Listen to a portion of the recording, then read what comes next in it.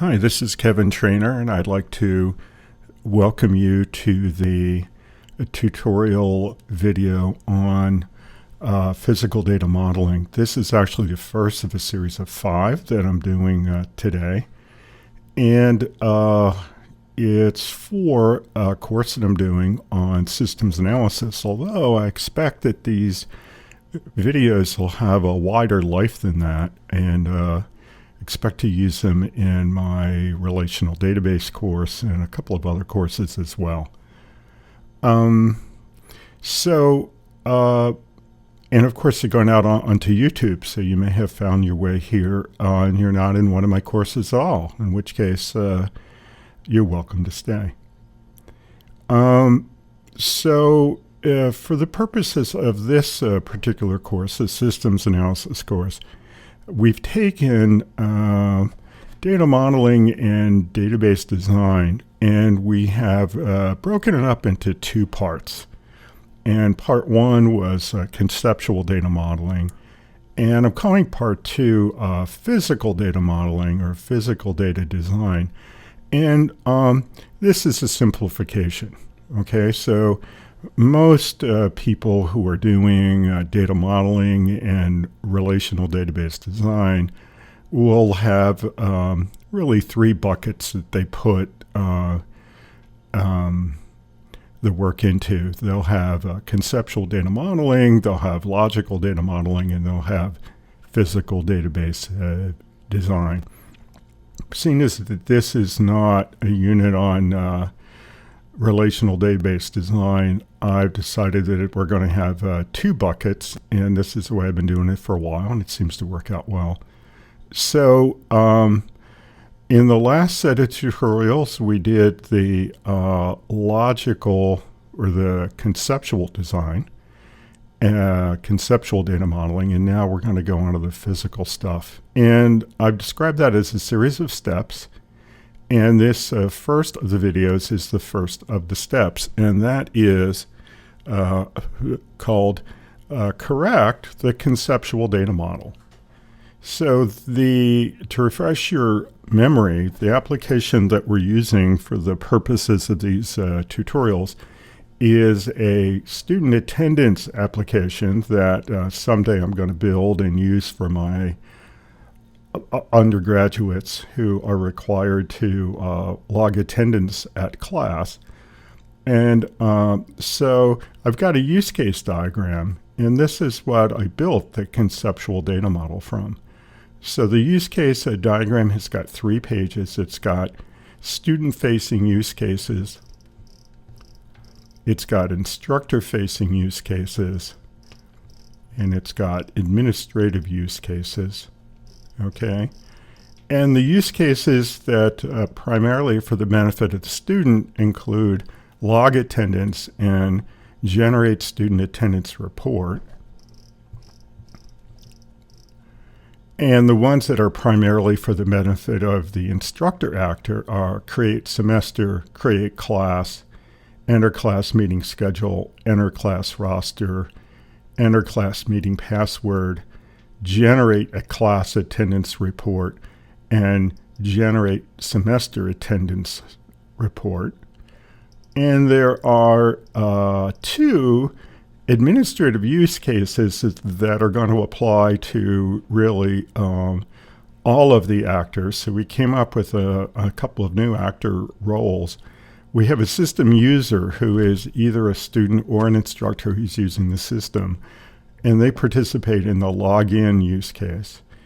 And then just the very few system users are also going to be authorized to be system administrators, and they're going to participate along with the system user in a use case for authorizing a new user. Okay, so in a prior tutorial, we took this and we built a conceptual data model using Visio. And that's what I've got right here. Okay, so probably the central entity type is course offering.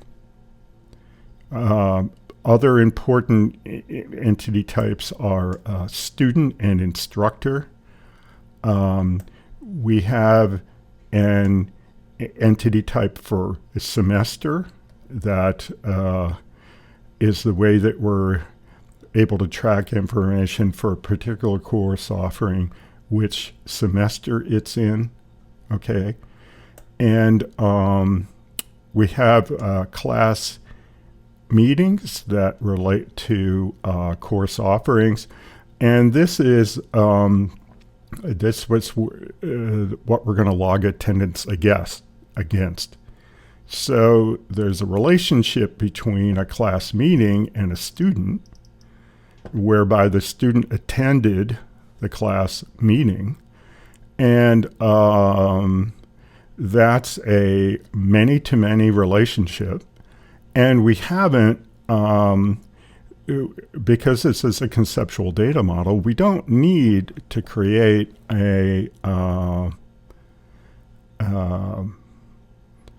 associative entity to resolve the many-to-many problem, because we don't have many-to-many problems in conceptual data models, because there are a lot of products that we could implement a conceptual data model with, which have direct support for many-to-many relationships. It turns out that we're going to move on to a relational database management system when we get to physical data modeling, and that doesn't have direct support for many-to-many relationships. So as the next step, as we get to physical data modeling, we're going to have to add those. And we have a student is registered for a course offering. That's another many-to-many. And let's see what else we have. And the only other thing we have is we have the student entity type and the instructor entity type have a relationship with the system user entity type. And the thought here is it kind of works like a super type and a subtype. The system user either is going to represent a student or an instructor. Typically, people won't be both, okay?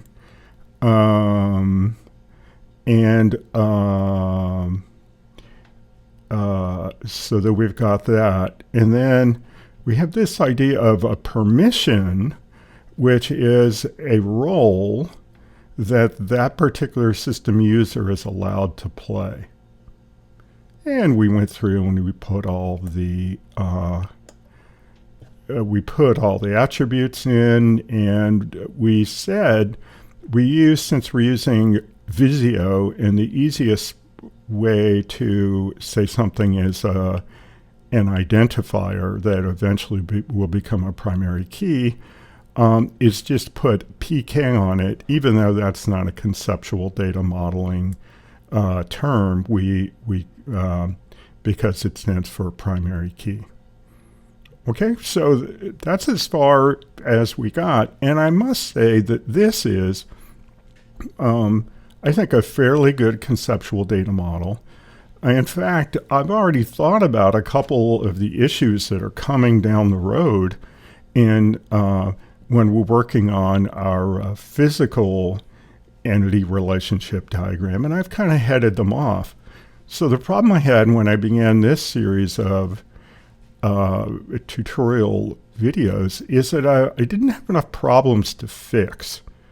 And so what I've done is that I've taken this data model, which was the result of the last of the tutorials, and I've devolved it. I've made it worse, okay? Because the first thing that you should do is you should look at your conceptual entity relationship diagram, remember the rules for doing a good job of that, and go back and correct it.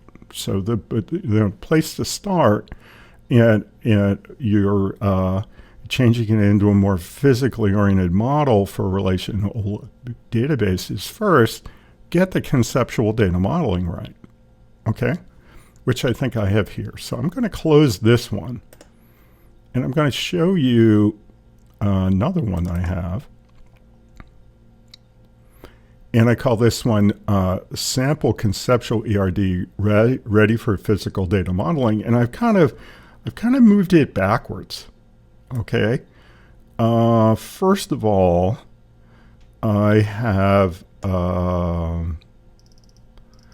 I've gone down to the system user, okay, and I've completely gotten rid of the entity type that I have for role, because what I wanted to be able to show was denormalized data.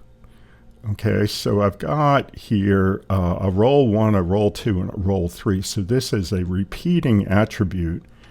And when we get, of course, to normalization, we're going to learn that the first thing that we have to get rid of are repeating attributes or repeating groups of attributes, and we need to pull them out into their own entity type. And so what I've done is I've kind of gotten rid of the role entity type. So when we get to that part, we're going to be able to fix that problem. Another thing that I've kind of destroyed is I used to have a semester entity type. And so in order to tell what semester a course offering was for, well, you chase the relationship over to the semester entity type, and you saw what semester is for. And I decided again I was going to denormalize it. I put the semester name and a semester ID in the course offering entity because, again, when we're going through the exercises, we're going to need an opportunity to find some data that's on the wrong entity type, and we have to get it to the right one. And since I didn't have that problem before, I inserted the problem. So for the most part, those are the things that I think I broke.